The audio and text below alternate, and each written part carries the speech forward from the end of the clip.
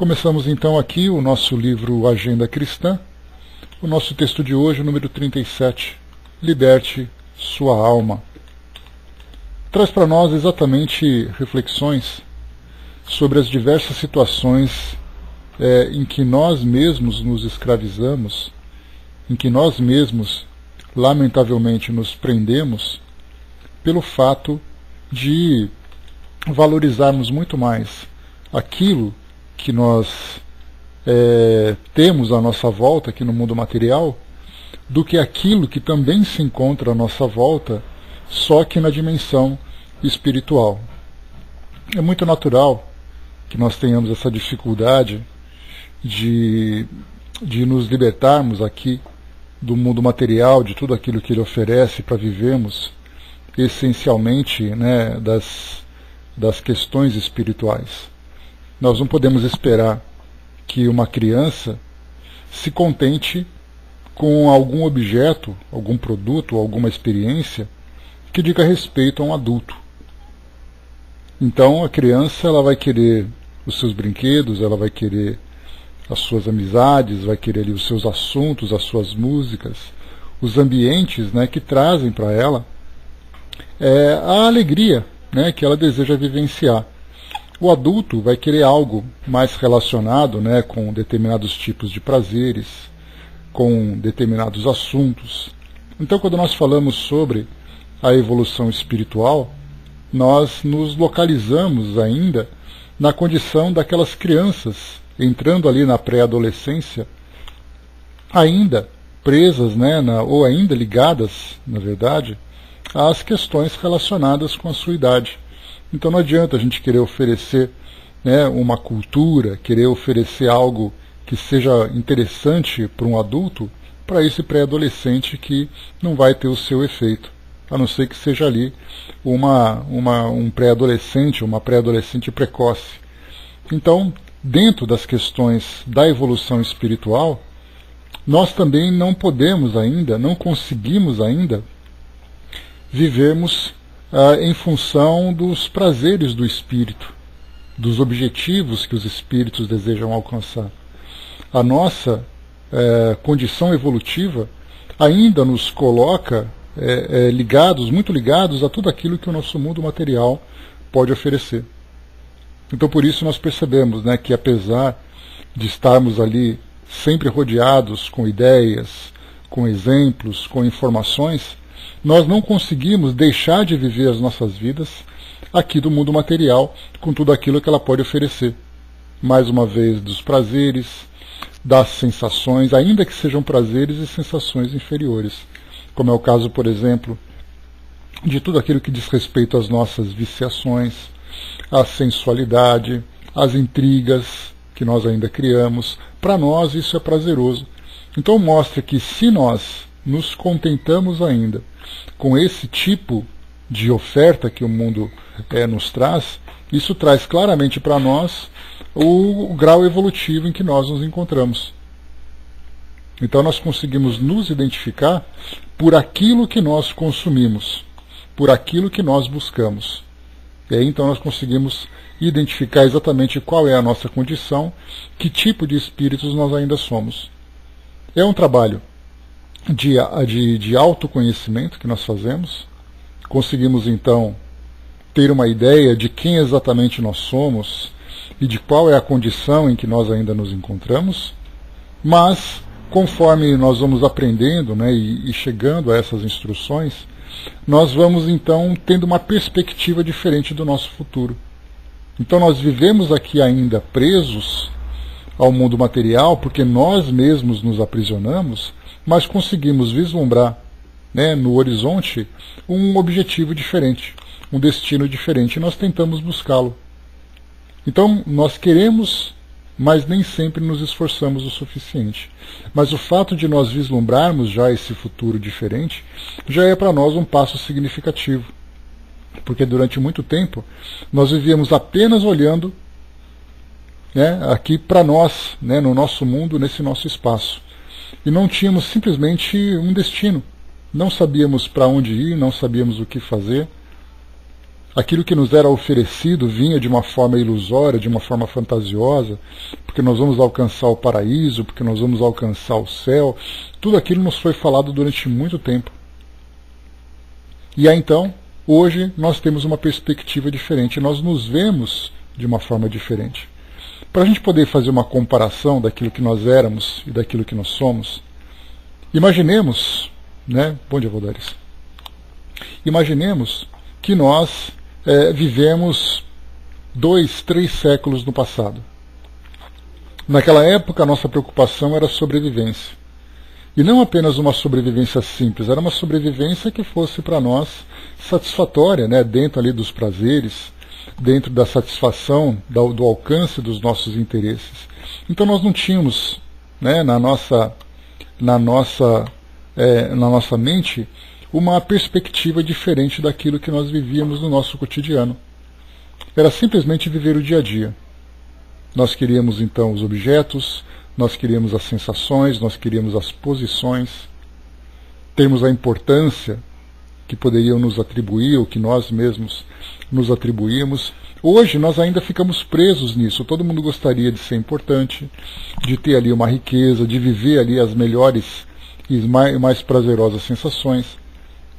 Mas quando nós começamos então a lembrar da filosofia que nós abraçamos, e nós pensamos assim, bom, nós estamos aqui diante de um conhecimento que nos é oferecido, que mostra para nós uma outra realidade.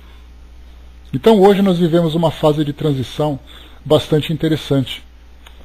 É uma fase que proporciona, que traz para nós conflitos dentro de nós, daquilo que nós ainda somos para aquilo que nós desejamos ser. Então nós sabemos exatamente aquilo que nos faz mal, vamos dizer assim, em termos de equilíbrio emocional, equilíbrio psíquico, equilíbrio espiritual. Mas ainda temos dificuldade de nos libertar. Mas o fato de nós identificarmos e tentar lutar contra esse mal-estar já é para nós algo significativo. Então isso já começa a mostrar uma mudança no nosso comportamento diante dos objetos, diante das posições, diante das pessoas, diante das próprias opiniões. Gradualmente, alguns mais, outros menos, mas todos nós conseguimos então ter essa visão diferenciada sobre nós mesmos, analisando esses conflitos e tentando então encontrar soluções. Nesse nosso texto de hoje, Liberte Sua Alma, André Luiz apresenta para nós aqui algumas orientações, algumas dicas da melhor forma que nós temos dessa libertação, para diminuirmos cada vez mais esses conflitos que nós ainda trazemos, daquilo que nós somos e daquilo que nós desejamos ser. Se nós realmente desejamos ser esses espíritos mais elevados, esses espíritos mais evoluídos, né, que são exatamente os objetivos que são apresentados para nós a serem alcançados aqui na nossa vivência, né, porque nós temos tantos exemplos que são apresentados, espíritos melhores, espíritos mais equilibrados, espíritos que já vivem, até mesmo no plano espiritual, numa condição de nem precisarem mais reencarnar entre nós. Então é isso que nós desejamos ser. Não mais aqueles espíritos que desencarnam já preparando a volta para continuar vivendo aqui. Se tiver que viver aqui, nós queremos viver, sem dúvida nenhuma, numa condição melhor, com menos sofrimento, com menos angústias, com menos medo, com menos culpa. Mas, se nós pudermos continuar no plano espiritual, dentro daquela condição que nós encontramos, né, na nossa literatura, que fala então para nós dos espíritos felizes, dos espíritos já resolvidos com a própria consciência, já harmonizados com a lei divina e tudo mais. Então, se nós queremos de fato, nós temos que tomar algumas providências aqui na nossa vida, no nosso dia a dia. E aí então essas dicas de André Luiz servem exatamente para que a gente consiga, com pequenas mudanças no nosso comportamento e no modo como nós vemos o mundo, alcançarmos essa libertação, ainda que seja uma libertação gradual. Ela não acontece de uma hora para outra, porque nós sabemos que a natureza não dá saltos, e essa expressão ela é muito realista para nós.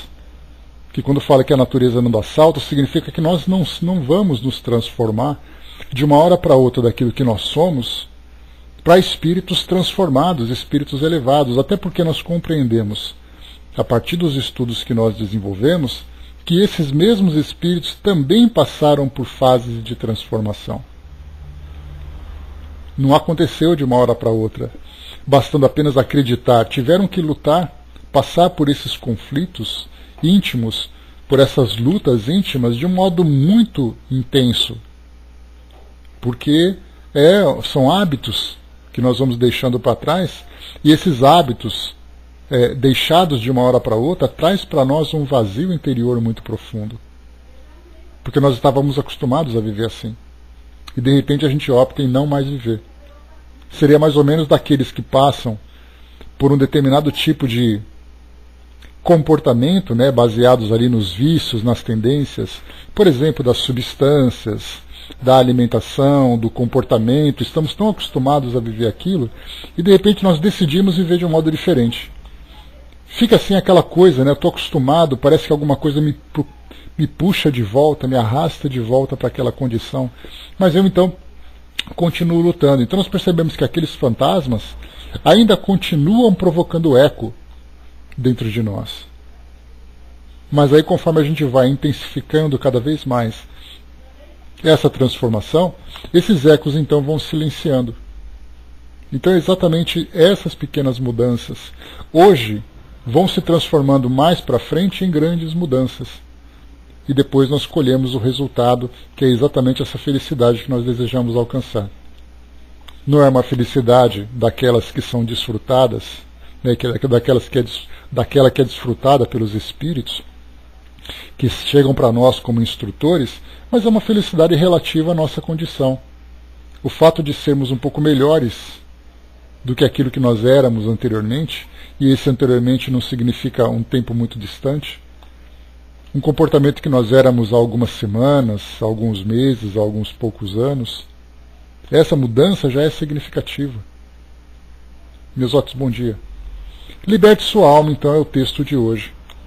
Ele começa dizendo para nós: não se prenda à beleza das formas efêmeras.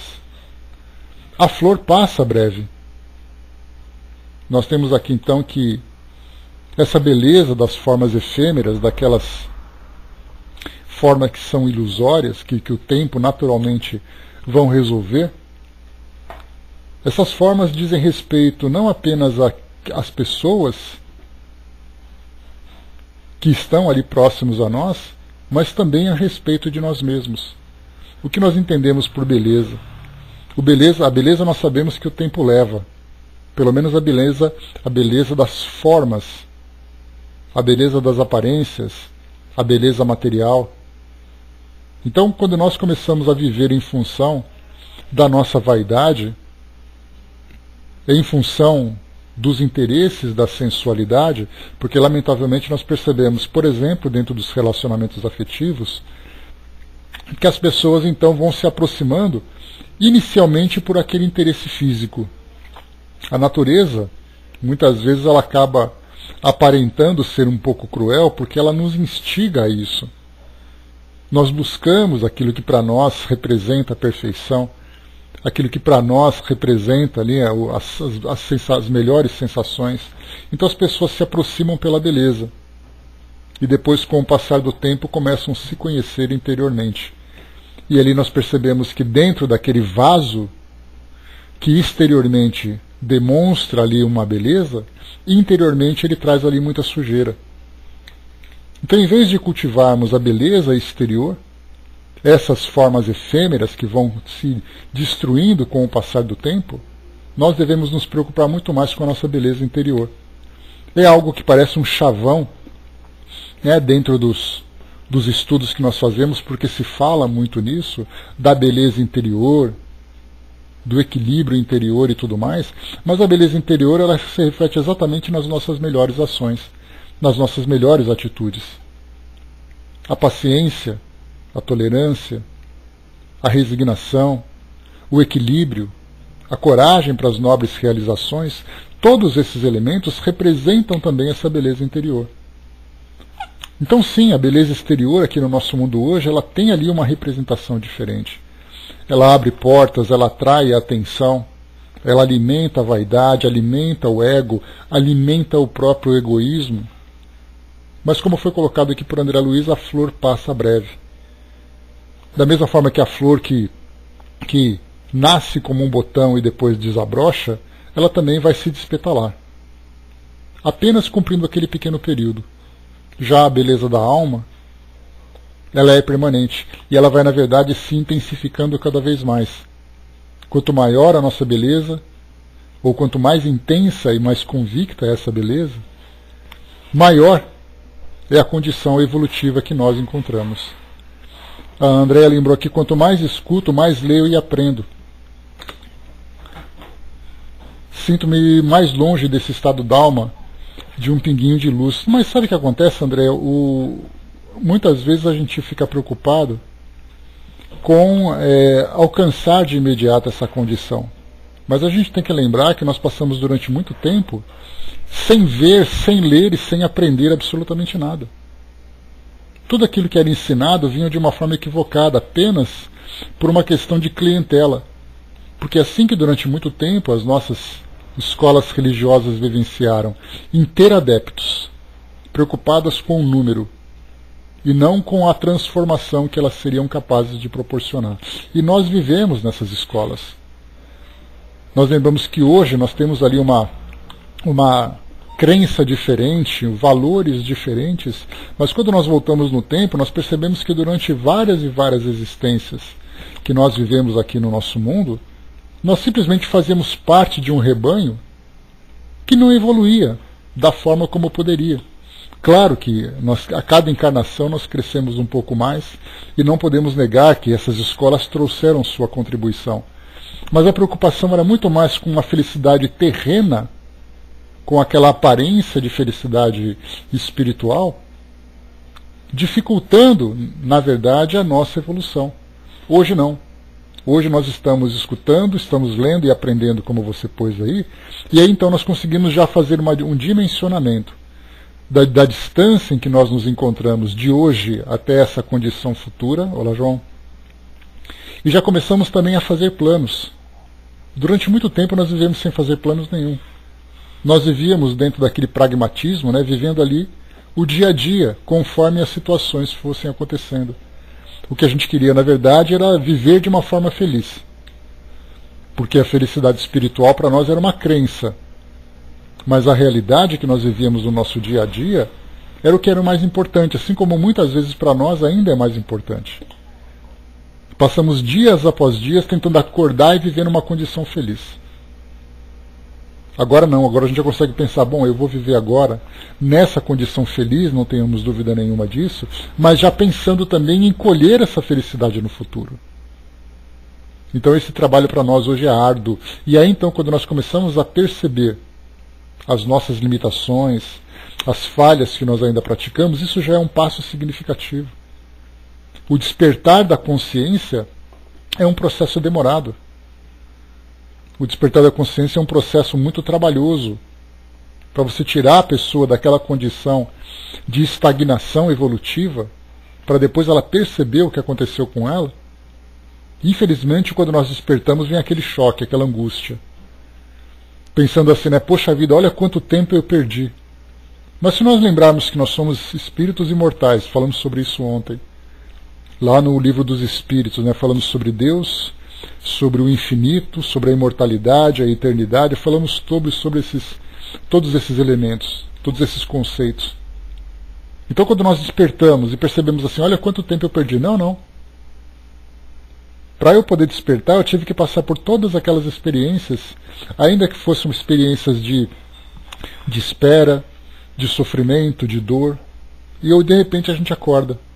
Esse acordar para nós é um motivo de muita celebração, não de lamentação, porque a gente pensa assim, nossa, olha como eu sou atrasado, olha como eu sofri, olha como eu sofro. Não.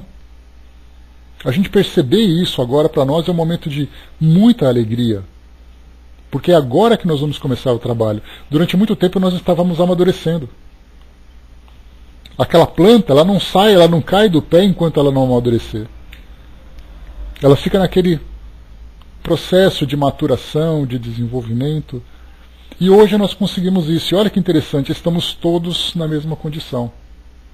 Para nós, esse contato com a doutrina espírita, é a primeira vez que isso acontece. Porque nós ficamos durante muito tempo vivendo ainda aquelas crenças que para nós eram interessantes, eram satisfatórias, e foram essas crenças que nos trouxeram até aqui. Então imaginemos todos nós presos, né, naquela crisálida. Primeiro éramos lagartas, né, se arrastando pelo chão, e de repente nós entramos nessa crisálida, e agora nós começamos a sair. Esse é o momento de nós olharmos para frente, não olharmos para trás. Porque é o que acontece. A gente olha para trás e fica assim, nossa, olha só o que eu fiz, olha só isso. É o que os espíritos no mundo espiritual acabam sofrendo. Porque eles chegam lá, em vez de eles perceberem tudo aquilo que eles podem conquistar a partir daquele momento, eles olham para trás e começam a perceber tudo aquilo que eles perderam. Não é isso que nós devemos fazer. A doutrina espírita é algo que nos abre um caminho. E aquilo que nós vivemos, como Joana de Ângeles lembra, ela diz para nós que nós temos que usar todas as experiências que nós vivemos, por mais dolorosas que elas sejam, como degraus da nossa evolução. E não simplesmente ficarmos presos, lamentando por tudo aquilo que foi vivido. Temos a nossa própria história, temos ali a nossa própria dificuldade, e agora nós podemos fazer diferente a partir do momento em que nós despertamos para essa realidade espiritual. André colocou também, né, como você já mesmo disse várias vezes, né, temos séculos e ainda teremos outros tantos, né, mas a sensação é de que ainda teremos trilênios, né? Sim, o espírito é sempre evolutivo, né, e todos os caminhos que nós seguimos fizeram com que nós hoje nos encontrássemos aqui todos nesse mesmo ponto, estudando aqui o início da doutrina, porque para nós, nós somos iniciantes. Gostamos, trabalhamos. É agora que tudo começa. Porque é engraçado, né, que certa vez o José Carlos de Luca, palestrante espírita aqui de São Paulo, ele concedeu uma entrevista falando sobre família, sobre casamentos, sobre relacionamentos, né? E então ele falava assim que as pessoas, quando elas começam nos relacionamentos afetivos, um namoro, elas acham que o final da maratona é o casamento, é o altar. Então elas se relacionam, namoram, começam ali a viver intimidade e tudo mais. De repente elas se casam. Olha que glória, conquistaram o objetivo final. Só que na verdade aquele objetivo faz parte de um estágio. Porque ali começa uma nova fase. Começa o casamento, começa o relacionamento, começa ali a intimidade de uma forma mais profunda, compromissos, preocupações, trabalhos que têm que ser realizados. Então, na verdade, saem de uma condição para entrar em outra. Exatamente o que aconteceu com a gente. Nós pensamos assim, nossa, agora eu me tornei espírita, então é agora que eu sou feliz. Não, é agora que nós vamos começar a trabalhar pela felicidade. Assim como o casamento, que é o momento em que há a união e começa ali uma nova trajetória muito mais difícil do que aquela do namoro. Virão ali anos e anos pela frente, trabalhos e trabalhos para serem realizados. Hoje nós aqui, pronto, somos espíritas. E sendo espíritas nós nos perguntamos, e agora? É agora que tudo vai começar. A Valderes colocou para nós, né, quando eu alimento esses desejos durante tanto tempo, demora para entender e me modificar, mas é natural, Valderes. Nós durante muito tempo dependíamos disso, né, porque nós vivíamos quase pelo instinto, né? Vanessa, bom dia, Sig, bom dia. Nós vivíamos quase que por instinto, nós precisávamos disso para a nossa satisfação. Hoje não. Hoje nós estamos numa condição diferente. Para trazer uma outra comparação, me lembro dos animais na época em que o nosso mundo era um mundo primitivo, e de repente uma certa espécie começou a andar sobre 2 pés. Deixaram de ser quadrúpedes e se tornaram bípedes. Ali começou um novo estágio evolutivo para a humanidade. Hoje nós estamos saindo da condição material e entrando na condição espiritual agora de um modo muito mais consciente, de um modo diferenciado. Então aqui para nós, essa beleza que nós vimos aqui nessa primeira mensagem, ela é efêmera. Se nós conseguirmos então trabalhar para desenvolver em nós aquilo que é interior, aquilo que é verdadeiro, aquilo que é legítimo, aí sim nós vamos conseguir conquistar essa felicidade. Agora, se nós ainda alimentarmos essa fantasia, essa ilusão, nós lamentavelmente vamos nos decepcionar. Emmanuel nos lembra, numa das suas passagens, que só se desilude quem se ilude. Quando nós pararmos de viver então essa ilusão das belezas exteriores, das formas, daquilo que para nós ainda provoca tantas sensações, enquanto nós alimentarmos tudo isso, nós continuaremos ainda presos aqui a esse mundo material. Depois ele diz para nós ainda, André Luiz, não amontoe preciosidades que pesem na balança do mundo. As correntes de ouro prendem tanto quanto as algemas de bronze. Amontoar preciosidades que pesem na balança do mundo. Nós pensarmos assim, o que exatamente todas as pessoas querem? Nós nem sempre queremos uma condição de segurança. Nós não queremos o conforto. O que nós queremos muitas vezes é alimentar a nossa vaidade. Então, dessas preciosidades, principalmente no campo material, nós queremos ter objetos, nós queremos ter ali ambientes, nós queremos ter uma aparência. Tudo isso é importante para o mundo. Só que com o passar do tempo, aquilo que pesa na balança do mundo acaba fazendo com que nós nos sintamos importantes perante esse próprio mundo. E no momento em que esse mundo deixar de dar o valor que nós gostaríamos de ter, vem em nós então aquela sensação de derrota, aquela sensação de angústia.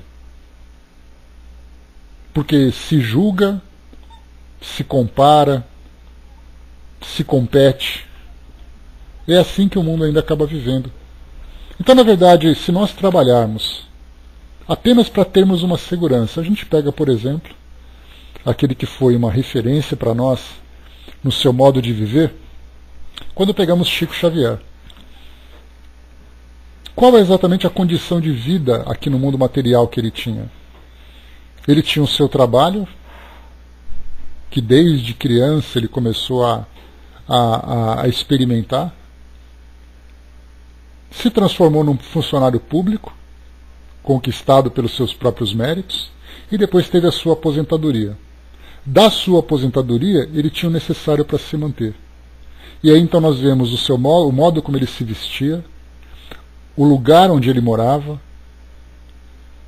o sustento que ele conquistou, e depois tudo aquilo que ele realizou. Aí nós começamos a fazer essa comparação. O que exatamente de vaidoso existia naquela vida? Qual era a preocupação, como eu falei para vocês, da aparência? O que nós tínhamos, por exemplo, da comparação ou da competição? Absolutamente nada, pelo menos nada de significativo comparado com aquilo que nós temos hoje. Hoje nós vemos, né, os meios de comunicação bombardeando ideias, né, que trazem para nós ali aquela aparente felicidade pela conquista, pela posse, pelo consumo. Tudo isso para o mundo é importante. Você passa numa rua com um carro que tem ali um belo layout, um belo design, que tem também ali que representa um valor significativo. Nós nos sentimos bem pelo valor que nós conseguimos mostrar para as pessoas que nós temos. Só que e se nós perdemos esse valor? Aí nós nos sentimos humilhados, constrangidos. Porque aquilo que nós tínhamos, nós perdemos. E essa perda material para nós acaba se transformando exatamente nessas algemas. Então nós precisamos ter e conquistar cada vez mais, manter sempre atualizado o nosso patrimônio, para que nós sejamos reconhecidos perante essa balança do mundo.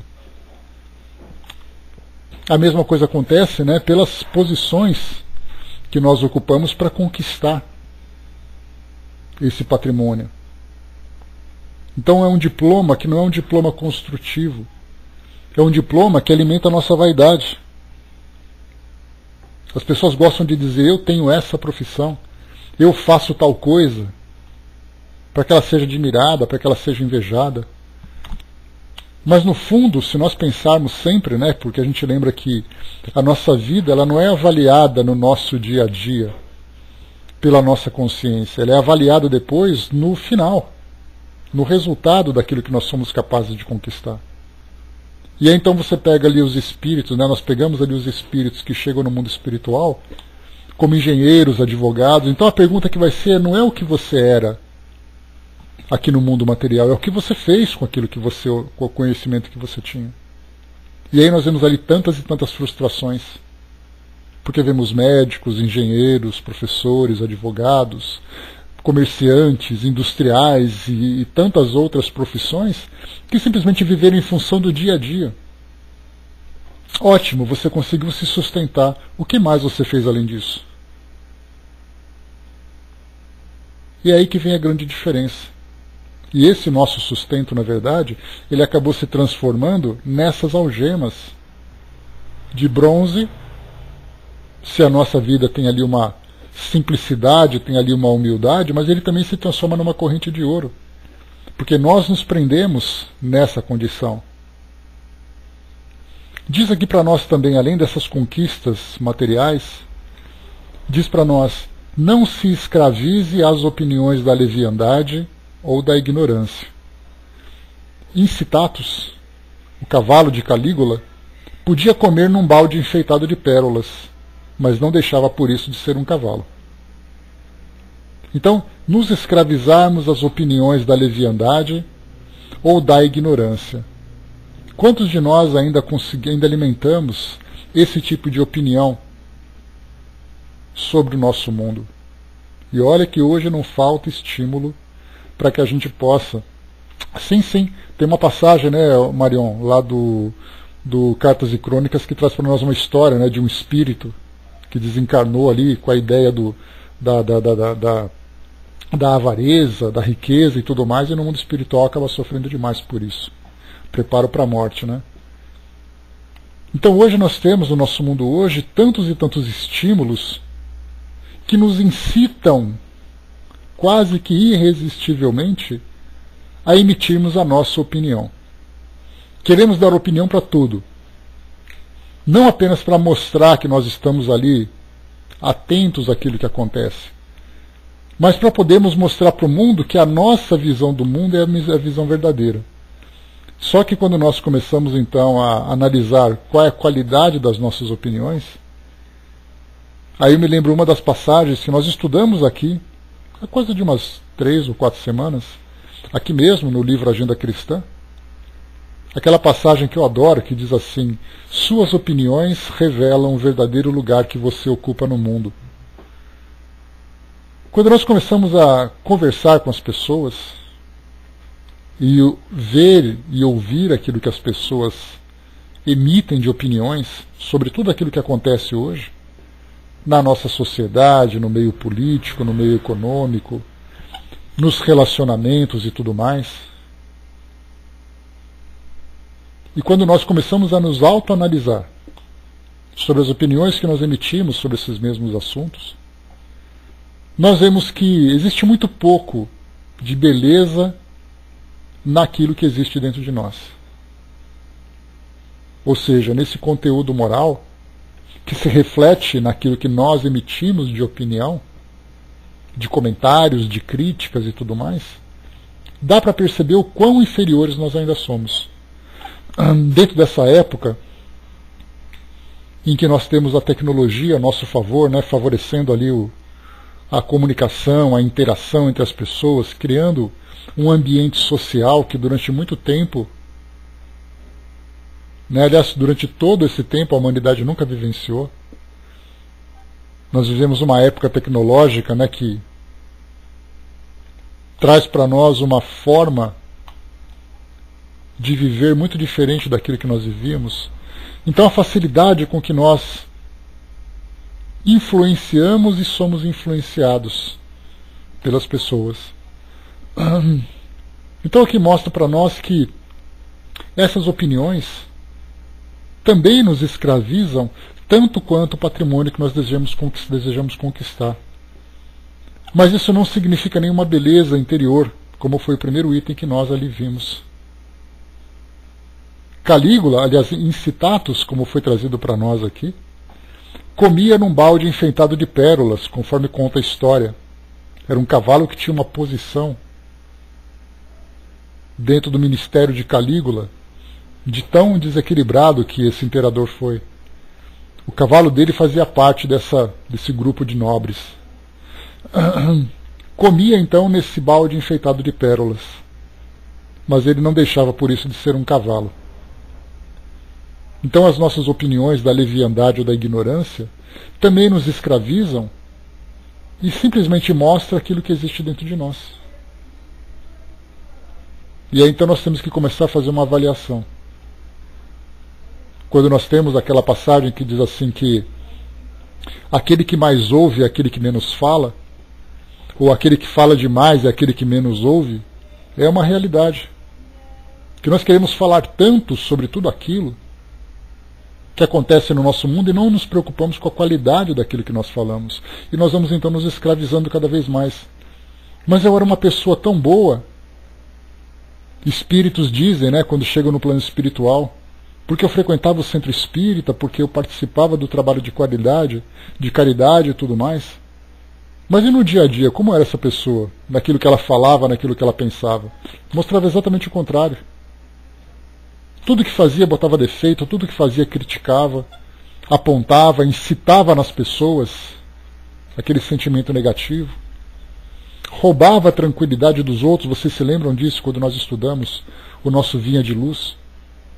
Emmanuel chamava atenção para tomarmos cuidado para não roubarmos a tranquilidade dos outros. Eu acordo feliz, abro a janela da minha casa, vejo o sol entrando, aí eu vou conversar com alguém, a primeira coisa que a pessoa faz é uma crítica.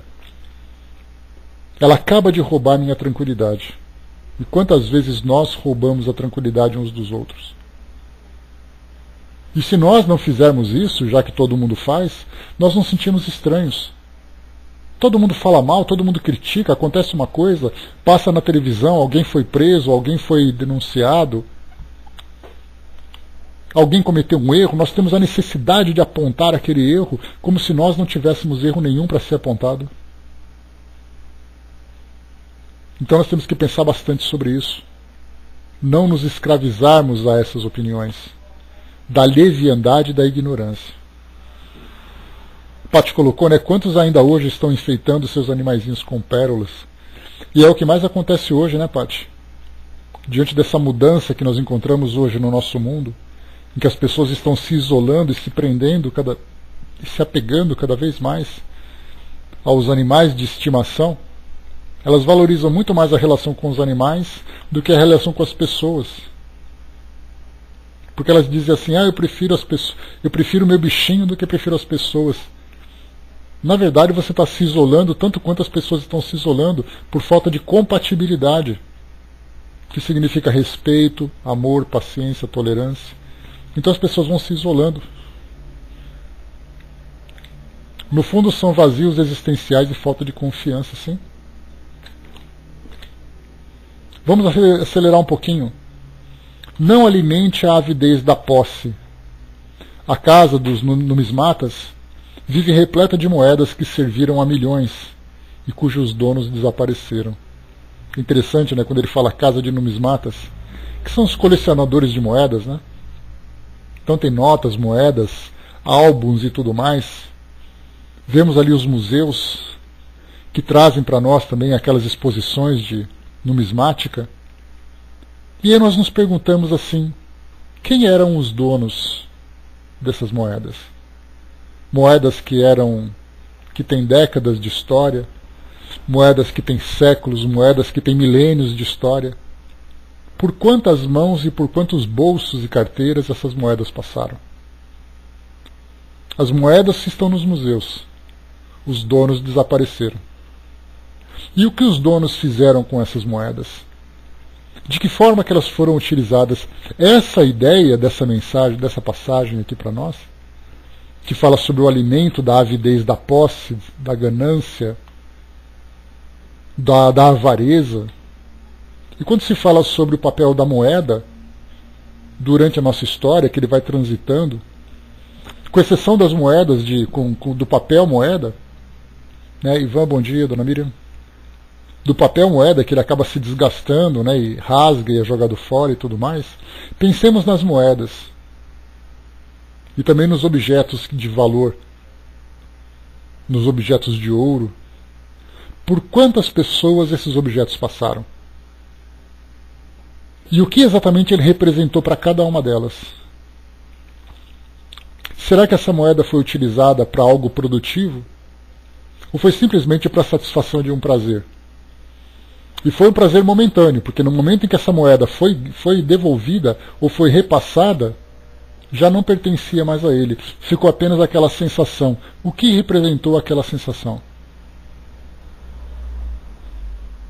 É extremamente profunda a reflexão em torno dessa ideia de falarmos da moeda que vai passando de geração a geração. Depois diz para nós assim: não perca a sua independência construtiva a troco de considerações humanas. A armadilha que pune um animal criminoso é igual à que surpreende o canário negligente. Aqui ele fala sobre a ingenuidade, né? Porque a independência construtiva significa a liberdade que nós temos de criar, de produzir, conforme a nossa consciência. Só que nós não podemos perder essa nossa capacidade, essa nossa liberdade, esperando o reconhecimento dos outros, a opinião dos outros a respeito daquilo que nós fazemos. Se eu fosse você, eu faria diferente. Se eu fosse você, eu não faria isso. Não gosto do que você faz. Eu acho isso daquilo que você faz. E aí nós pensamos, espera aí, então eu não posso fazer porque o outro não concorda. Eu acho estranho você seguir essa crença. Que trabalho é esse que você realiza? Olha só o modo como você se veste. Olha onde você mora. Olha o que você tem. Olha quem está do seu lado. E aí ficam apontando, apontando, e nós começamos a ter medo de viver porque as pessoas não concordam. E quando se fala sobre essa independência construtiva, a construção é exatamente o melhor resultado que nós podemos apresentar para mostrar que nós estamos tendo uma existência que realmente vale a pena. Mas quantas vezes nós nos imobilizamos pelo fato de nós não agradarmos as pessoas à nossa volta? Às vezes as pessoas têm vergonha de dizer, porque eu sou dessa crença, porque eu frequento tal lugar, porque eu faço esse trabalho. É o meu trabalho. Eu estou exatamente exercendo a minha capacidade de criação, independente dessas considerações aqui do nosso mundo. Então nós não podemos perder essa independência. O tema que nós estamos estudando, não esqueçamos, significa liberte sua alma. Então liberte sua alma também da opinião dos outros. Porque existem aquelas opiniões que são construtivas, que realmente nos fazem refletir e mudar o jeito de nós fazermos as coisas, porque nós reconhecemos que nós podemos fazer melhor. Mas hoje no nosso mundo, as críticas destrutivas são infinitamente maiores do que as críticas construtivas. E mesmo as críticas construtivas, quando não são envolvidas pela caridade, elas se tornam punhais muito cruéis. Que sim, aquele apontamento foi válido, mas ele foi jogado na minha cara de uma forma que me machucou muito. Então nós ficamos esperando sempre a opinião, o reconhecimento, o elogio, e nós perdemos a nossa própria capacidade de criação. Diz aqui ainda, não acredite no elogio que empresta a você qualidades imaginárias. Vespas cruéis por vezes se escondem no cálice do lírio. Então alguém diz para nós, né, emite um elogio, e aí então nós pensamos, mas espera aí, eu não sou assim. Para quem se conhece, sabe até onde pode ir. Para quem se conhece, reconhece as próprias capacidades. Então, qualidades imaginárias que apenas alimentam o nosso ego representam muitas vezes vespas cruéis, como foi colocado para nós. E até mesmo muitos elogios não são elogios sinceros. São elogios de interesse. E nós caímos nessa cilada. Porque mostra vespas cruéis por vezes se escondem no cálice do lírio. O lírio oferecido é o elogio, e nós não percebemos a vespa que se encontra ali dentro. A Andréa colocou, né, realmente muito profundo esse pensamento, porque nos leva ao extremo do orgulho sem sentir. É algo que nos envaidece, alimenta o nosso ego e, por sua vez, também aquece ali o egoísmo que existe em nós, mas também, muitas vezes, elogios que são ali falsos, apenas interesseiros, e nós nos deslumbramos com isso. Exatamente porque, como foi colocado acima, nós ainda dependemos muito das opiniões que chegam para nós dos outros. E, finalmente, não se aflija pela aquisição de vantagens imediatas na experiência terrestre. Museus permanecem abarrotados de mantos de reis e de outros cadáveres de vantagens mortas. Não nos afligimos pela aquisição de vantagens imediatas. Então nós queremos também reconhecimentos, queremos também essas pequenas conquistas, para algo que só vai servir para nós agora. Porque a grande lição que a doutrina espírita nos passa é que toda conquista que nós alcançamos deve nos acompanhar durante a nossa evolução. Algo que eu consegui conquistar com muito esforço, para me trazer segurança, para me trazer conforto, para trazer conforto para mim e para minha família. É algo que certamente eu não vou levar, mas a experiência de tê-lo conquistado é algo que eu vou levar comigo e mostra a capacidade que eu tenho de novas conquistas. Agora, quando eu desejo algo apenas para agora, porque eu quero, porque eu preciso disso agora, no momento em que eu me desprender dessa realidade, a pergunta é: para que aquilo serviu para mim? Porque esses museus que nós temos aqui hoje, mantos de reis, é interessante que aqueles que passaram pelo mundo na condição de nobreza, ficou a nobreza, sobrou o indivíduo. Sim, birrentas, mimadas, que se tornaram adultos cruéis. Assim nós nos comportamos ainda. Então nós vemos assim nos museus que nós chegamos, naqueles museus que trazem para nós exposições de objetos que pertenceram à realeza, à nobreza. Nós vemos ali camas, cadeiras, poltronas, vestidos, coroas, cedros. Quem são as pessoas que portaram aquilo? Será que elas ainda têm a mesma nobreza? Ou os espíritos foram e os objetos ficaram sem produzir absolutamente nada? Então, para nós, aqui mostra que, além desses mantos de reis, existem outros cadáveres de vantagens mortas.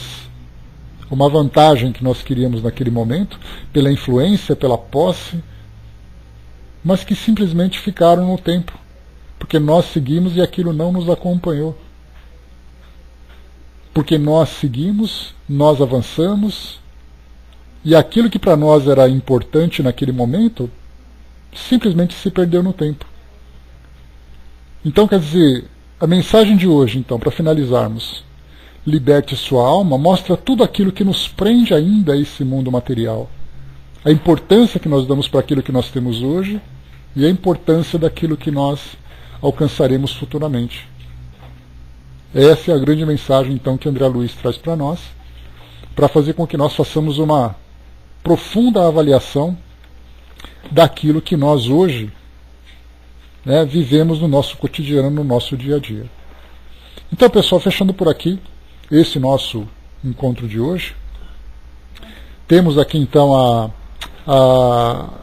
possibilidade de fazermos aqui novas reflexões em torno dos ensinamentos, né, que são apresentados para nós, mais uma vez, né, atingindo aqui o nosso dia a dia, o nosso cotidiano, porque de um modo geral a gente ainda tem grande dificuldade de lidar com essa rotina, né, que a nossa vida aqui hoje vai trazendo, vai oferecendo.